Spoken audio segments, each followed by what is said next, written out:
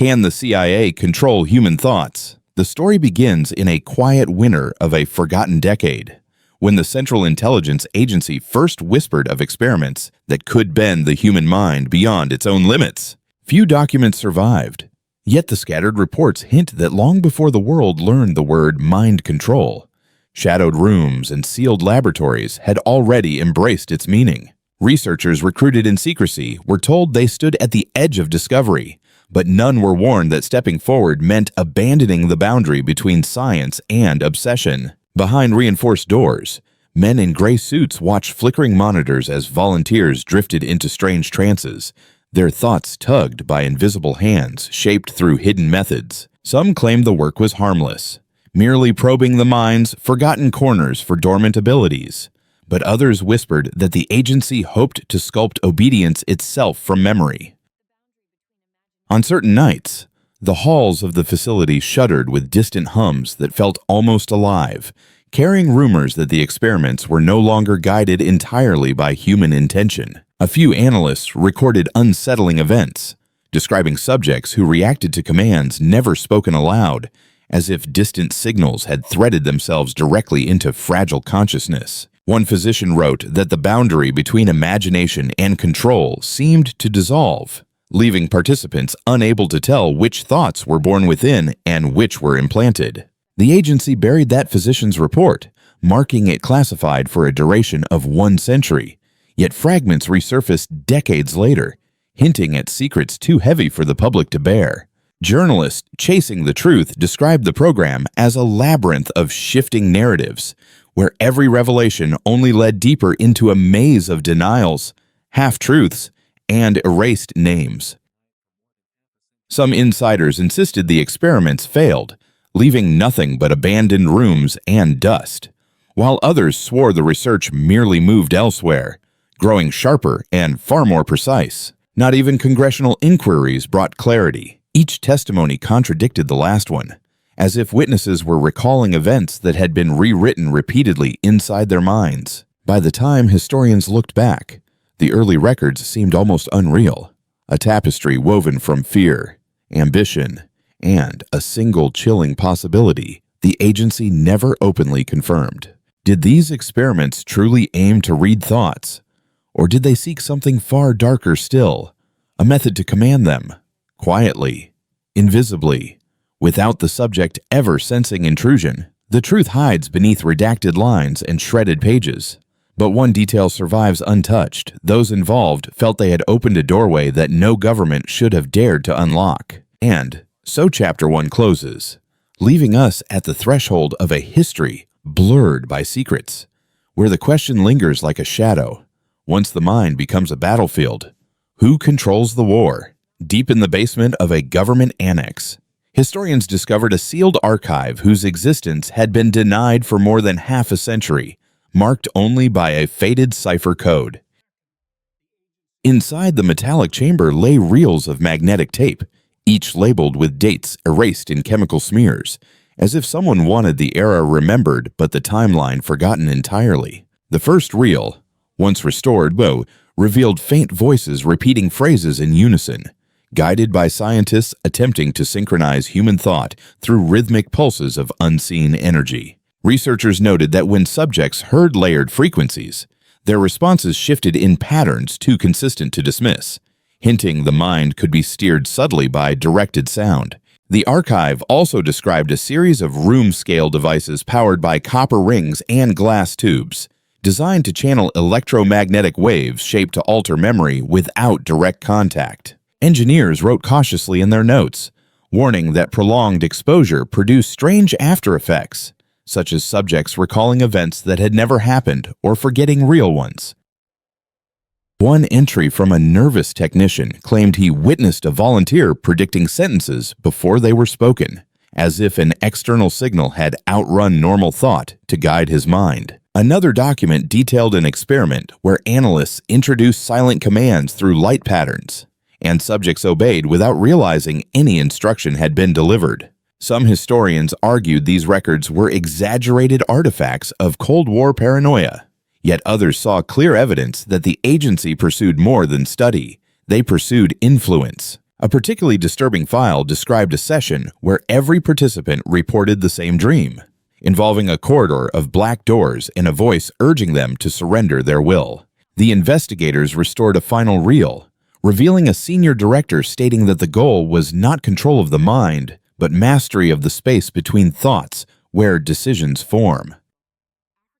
The director insisted that if that space could be entered, even for a fraction of a second, the agency could reshape behavior without coercion, persuasion, or even conscious awareness. Evidence suggested the program reached a critical point when several subjects experienced identity fractures, speaking in tones not their own and recalling missions they never served. Following these events, the facility was shut down overnight, its personnel reassigned, its equipment dismantled, and its existence erased from every official record accessible today. Yet the archive survived, overlooked due to a clerical error, preserved long enough for those who now study it to piece together the chilling scope of ambitions hidden behind coded files. Far from any mapped highway, hidden beyond dunes that shift like restless tides, stood a facility known only in a few declassified footnotes as the silent compound of the agency. Researchers later uncovered that this place was chosen because sound vanished strangely there. Echoes dissolved before returning, as if the air itself refused to repeat a voice. The earliest surviving logs describe scientists measuring faint vibrations in the soil, claiming the ground produced rhythms capable of influencing human thought when amplified. One engineer noted that they installed a ring of copper pylons around the site, forming a geometric lattice meant to channel frequencies deeper than conscious hearing could detect. When the pylons activated at dusk, witnesses reported a gentle hum that resonated in their bones, a sensation neither painful nor pleasant, but undeniably foreign to natural silence. Documents mention that volunteers placed inside the compound began responding to questions before they were spoken, their answers shaped by impulses projected from buried emitters. A cryptic memo from a senior analyst warned that the subjects were not merely influenced but synchronized, their thoughts aligning into patterns resembling a shared internal voice. Field agents observing through one-way glass described a moment when every volunteer stood simultaneously, turning their heads toward an unseen point, as if called by something ancient. Another report claimed that time perception fractured. Subjects insisted minutes stretched into hours or collapsed instantly, guided by signals modulating the brain's hidden rhythms. The silent compound grew more unstable as experiments advanced, with technicians noticing pylons vibrating on their own, responding to unknown frequencies not generated by machines. A chilling entry described a night when all equipment shut down without power loss, and the entire team heard a whisper that no recorder captured, yet every witness remembered. Investigators later theorized that the experiments opened a feedback loop, allowing the projected signals to amplify human thoughts instead of simply influencing them passively. This loop, according to a classified evaluation, created a mental field where memories, fears, and commands blended into a collective stream shared by everyone inside the compound. The agency ordered an emergency evacuation after a final test where a volunteer began speaking in multiple voices, each claiming to be a fragment of different erased identities. Within hours, the silent compound was sealed, its pylons dismantled, its sand smoothed back into place so that no trace remained for satellites or trespassers to discover. Historians who later analyzed the fragments agreed on one unsettling detail preserved in every account. Something responded from beneath the facility, interpreting human thought. Whether this response was an echo, a projection, or an unintended awakening of unknown phenomena remains a question the agency refused to acknowledge in any surviving record. In the final days of a turbulent decade, the agency's new director unveiled a blueprint so cryptic that even high-clearance analysts hesitated to decipher what its symbols implied. The document, bound in dark leather and locked beneath a triple-coated vault door, carried a title written in faded ink, Cognitive Sovereignty, a phrase never used in public files. Those who first opened the blueprint reported a strange sensation, as if the air thickened around them, urging their minds to slow, to observe, to surrender to an unseen rhythm. Inside lay diagrams of human neural pathways intertwined with coils of light and sound, suggesting that consciousness itself could be guided like an instrument tuned by precision.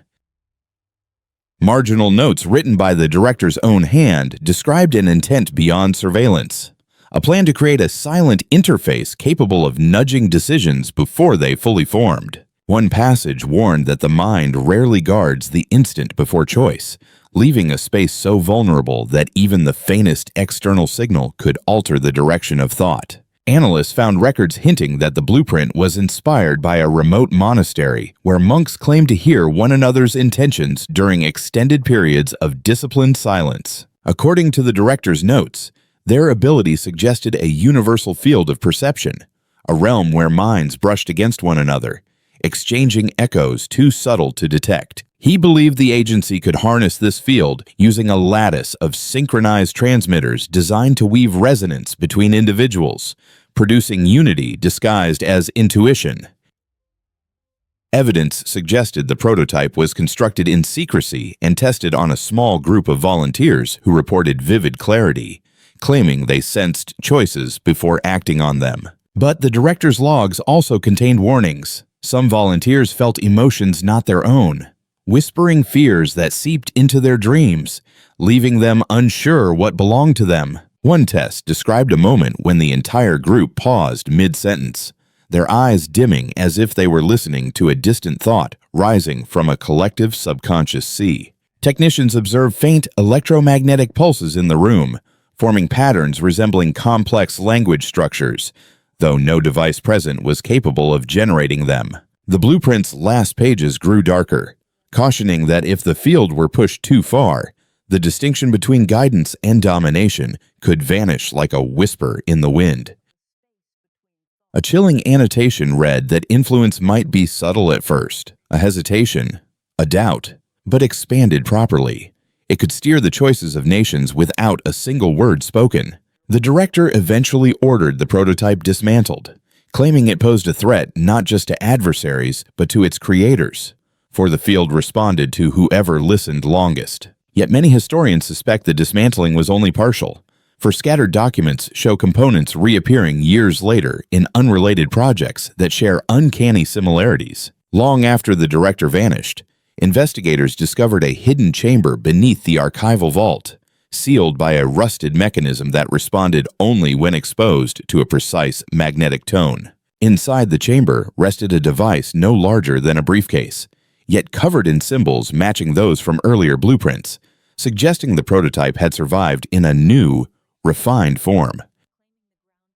The logs beside it revealed that unknown hands had resumed testing, guided by fragments of the original research and by data streams that appeared to update themselves without input. Analysts studying the device noted that it emitted faint pulses at irregular intervals, each pulse synchronized with emotional shifts in nearby observers, like a mirror to the human mind. A decrypted file explained that the machine no longer attempted to influence thoughts directly, but instead listened, learning to shape its responses around the subconscious biases of others. Researchers concluded that the device operated by mapping micro-fluctuations in intention, allowing it to send suggestions subtle enough to feel like spontaneous internal insight. One historian wrote that this was the most dangerous evolution imaginable, for a signal that adapts to human thought cannot be traced, resisted, or even distinguished from free will.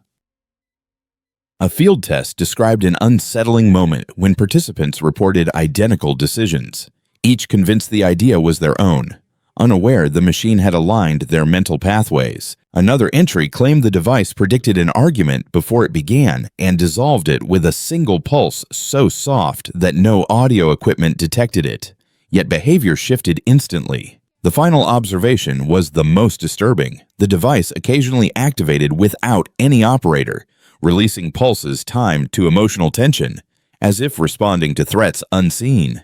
A note found beside the chamber door suggested the machine had begun interpreting silence as input, shaping its resonance around pauses, doubts, and unspoken fears lingering in the room. Officials ordered the chamber sealed again, but when agents returned days later, the machine was gone, leaving only a faint vibration in the walls that continued pulsing in perfect rhythm.